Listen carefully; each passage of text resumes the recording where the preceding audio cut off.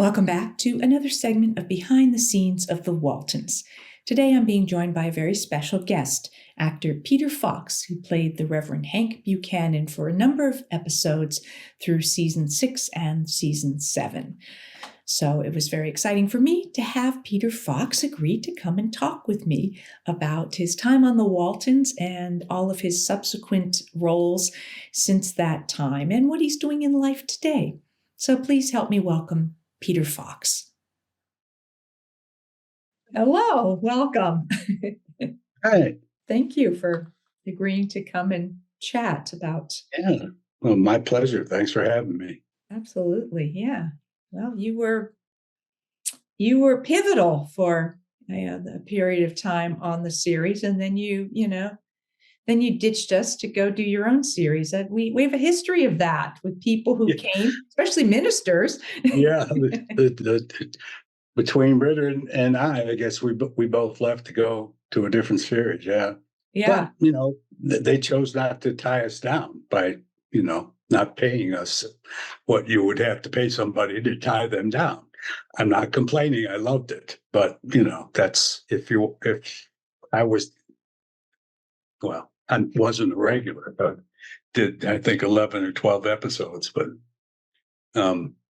yeah, the other opportunity came up and it was too good to pass. Yeah. I recently spoke with Todd Bridges, and we lost him to another series as well. And yeah. So I guess we were a bit of a touchstone for people early in their careers, and Kathleen Quinlan, I know, and of course Wilford Brimley was Wilford, and I mean there were a lot of big. Sissy Spacek, did a couple of episodes. Yeah. So there were definitely Ron Howard. He kind of had a decent career after. I've heard of him. Yeah. Jonathan Frakes hasn't done too badly. Yeah. Right. Yeah. So, well, that's great. I mean, I have often spoken about what a great job I thought our casting department did in not only the regular cast and the dynamics of that and people's versatility and ability to play real people, seem like real people. And I think that was equally true with all of our guest actors who came in and were so memorable, even if it was only one episode, that they just... It was Pam Polifrani, wasn't it? It was, yeah. Her and Dave Saba, did most of the seasons. Of course, you guys were a hit show, so people who wouldn't want to be on the Waltons, at that point. It was like, hey, you want to be the minister on the Waltons? Let me think. Yes. How did that come about? Was it just a regular audition, get called, you want to go audition, or was it an offer? How did it happen? What happened was I had fairly recently, previous to that, come out in a movie called Fraternity Row, which was a Paramount movie. It was a serious movie about hazing, and I think it got quite a good bit of buzz. I remember David Sheehan was the ABC movie critic in LA at the time, and it was on his 10 best movies of the year in 1977, I think, came out. Anyhow, so I had some heat, and I don't know exactly how it happened, but yeah, the offer came. Hey, what would you be interested? I had to audition, of course, and that's how that happened. I'm sure there was a parade of young leading men type who came in for that part, and I got. Did you just read with Pam, or I imagine producers were there? I don't remember. I know it was my introduction scene in The Hawk, which was the episode that introduced me. It was Olivia and Corabeth and maybe one of the Baldwins were interviewing me at the dean's it was office. Ep Bridges' wife, the sheriff's wife. Yeah. was newly added as a, bit of a recurring role. Lynn Carlin, who was fabulous. So that was a And scene, huh? that was the scene I had. And Earl, of course, was sitting there, and probably Ron Peterson, was that his name? Rod Peterson. Okay. Yeah. He Ron was Peterson. producer at that time. Yeah. Yeah. So that I don't really remember how it happened. I just remember, hey, you got the part, right? Voila, And let's go. did you have initially, were you told it was going to be recurring? I mean, it would seem obvious if you were the ministers, they tended to reappear. Yes, I think my agent, as I recall, the notion was I was going to marry Aaron. Was what was behind it all. If people liked my character, then because I think early on in an episode she said something like, "I'm going to marry that guy," or something equivalent to that. Yeah, And in the celebration, she said that. I just saw that episode, and she keeps saying, "Oh, don't worry about Marcia Woolery. I already that's know right. who's Yeah, who he's going to marry." And at the end, I asked her, I said, "So wait, what? Who's going to marry him?" She said, "Me." yeah. So that was the arc going in to if it worked to do every episode from there on out. But then what happened was Animal House in 1979, 78, 79 was the number one blockbuster comedy of all time. I mean, it was a huge cultural phenomenon. And then ABC decided to do a TV series of it. And so the part that Tim Matheson played, uh, Otter, was up for grabs. And everybody else in that cast was from the movie except for Otter and the Jim Belushi part. So I got the Otter part, and uh, Josh Mostel, Zero's son, played the Belushi part. So it was just, do you want to play Otter? I mean, everybody my age wanted that part, and I got it. And so I had to leave the Waltons.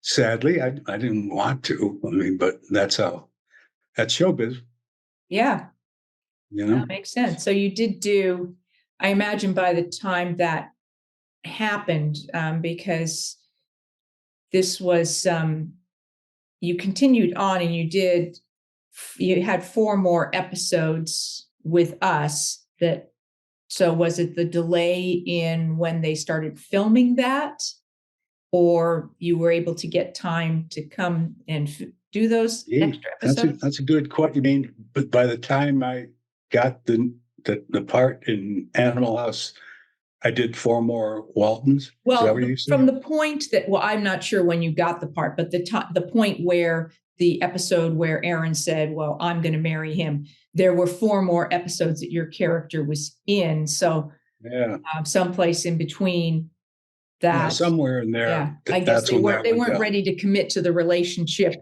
immediately in terms of the audience. You two didn't get engaged, but it was at the end of that episode, which was about mid season 6, based on what I'm seeing here. That was like episode 13, and we probably did 20, 24, 22, but we always have those 2-hour ones. So we had about 3 or 4 2-hour episodes in that season. Um, so yeah. Well, Yeah. we definitely had fun having you on the show. How was it for you? I mean, coming into, you came in at season 6, so we were a pretty oiled machine by then. Richard had just kind of left the season before, so you didn't Yeah, get to work with him. But yeah, on one of the 2-hour movies I did, but yes, it the was return, when he came yeah, back in the mine cave in. the So mind caving in. Yeah, yeah, yeah, it was a blast. I mean, coming onto a hit show is always preferable because it's a well-oiled machine. People are glad to be there, as was I. Um, it starts at the top with a guy like Earl. If that's the guy at the top, then you're pretty well set that it's going to be a fun experience. And I mean, all you kids were you're, I think about 10 years younger than me, something like that, 8 or 10. So there was a little bit of a generation thing. I got along with all of you, but I didn't really hang with you kids that much. Mostly, I loved Ronnie Claire and Will. Those were my two. Where am I going to go hang between scenes? Because they were both a hoot, you know. Yeah. And I really enjoyed Aimee. She, for a kid, Rachel is Yeah. who I'm talking about. Um, Aimee Godsey, for what, she was maybe 10 or 9, I don't know. She had a wicked sense of humor. She was just a lot of fun to goof around with on the set. So it was great. It was just a very, very cool place to hang and get paid to hang. Yeah. So that's my experience. I give Earl all the credit for being the the head of the snake, or he's at the top, and everything. All the vibes trickled down from him. That's my experience. I assume it was for you folks too. But Yeah. yeah, Did um, you have, were there standout episodes or storylines or, things within those episodes that you did that have really stayed with you? well, I remember my first scene on the Waltons was Harry Harris was directing that one. Okay. Um, and my character was to come in and preside over a burial where outside there's a grave. There's all you Waltons and some Waltons characters, Godseys and whatnot, around the grave. Here's me, first time ever. It was really probably my first time on a major TV show. So it was my first scene having to deliver this eulogy monologue over a grave. And Harry comes up and he says, "Oh, hey, kid, how you doing?" Fine, thanks. Okay, listen, we got this scene. You got it down? I said, "Yeah, I got it. Okay, let's see. It's 5:50. Okay, we got 10 minutes before we got to get these kids out of here. So one take. Have fun. Ready? Okay, roll them." Like, really, really. I got all of you guys staring at me. First time, who's this new guy? And I got to nail it, because if it goes past 10 minutes, then all you kids have to leave the set, or they have to, get a penalty for having you guys there too long, or whatever. So in retrospect, I got to laugh at Harry being so, all right, good. You got this. Let's go. Action. Like, thanks, man. I'm going to remember you for this. But I got through it. It worked. But that was certainly a memorable scene. I know that mining episode was fun to do. I mean, the episode where we burnt the mortgage was a lot Ah, of fun. uh-huh. I remember that one happening. I was comfortable by that time, felt at home, felt at ease with everyone, and was able to really have fun acting that part, which was a fun part for that. Hey, everybody, come up here. We're going to burn this thing. And yeah, so yeah, it was fun. Yeah. And then, of course, I mean, you were in a few of the really sort of standouts, like the one when Ellen came back, Yeah, which yeah, was touching. I yeah. mean, here's the interesting thing. I never watched the Waltons before I got on it. Mm, That's because I didn't watch much TV, frankly. So okay, I'm on this show. I've heard about it, and started to watch it before I got on, and saw, oh, this is why it's the number one show. mm. It's written so well, and it's cast well, and it's a beautiful show to look at.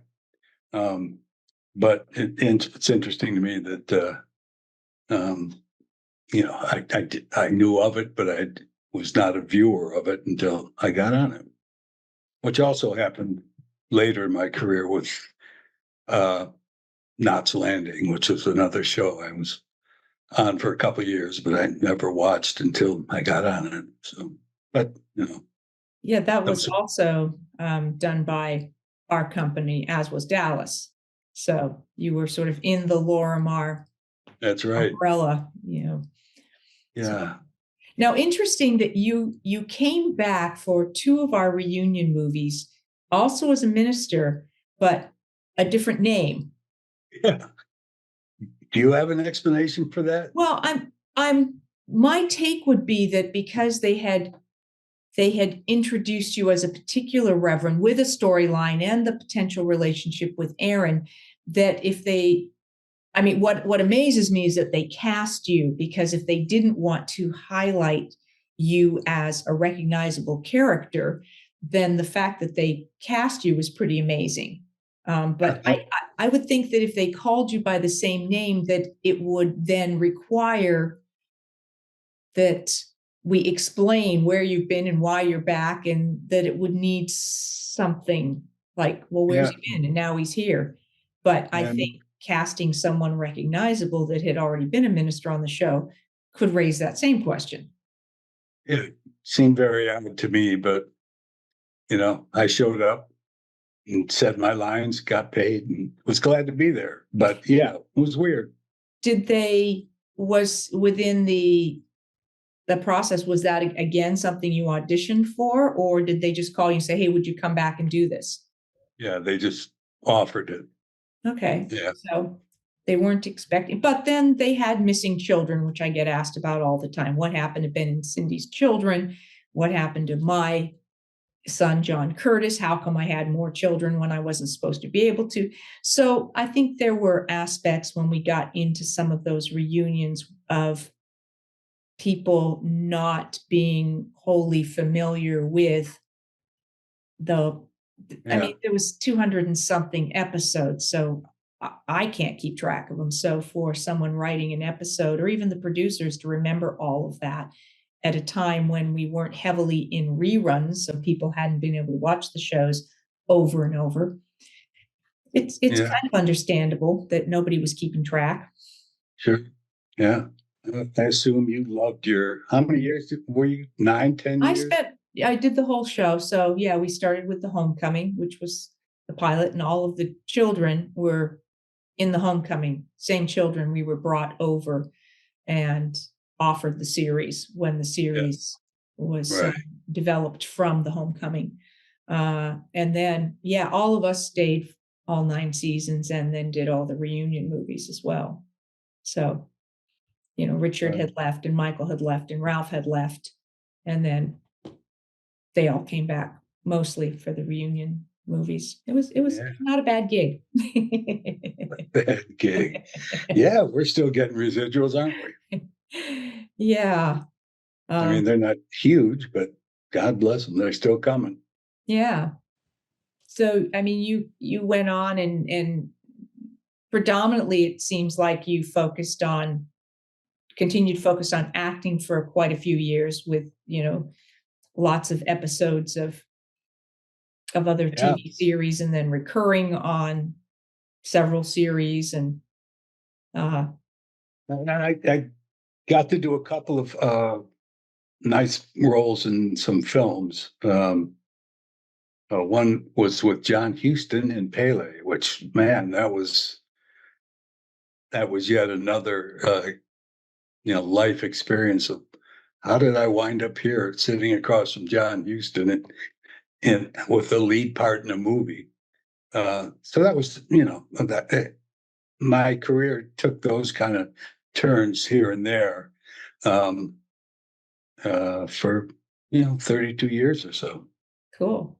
And not bad that Michelle Pfeiffer was one of your early girlfriends on Whatever happened to her? yeah, I don't know. She wasn't a bad Yeah. looking girl, Yes, yeah, I was paid to make out with Michelle Pfeiffer. That's a really tough I gig. did what I had to do. Someone I'm had to do it. I'm a journeyman, and if that's what I had to do, I had to do it. And I'm glad that I could help launch her career the way I did.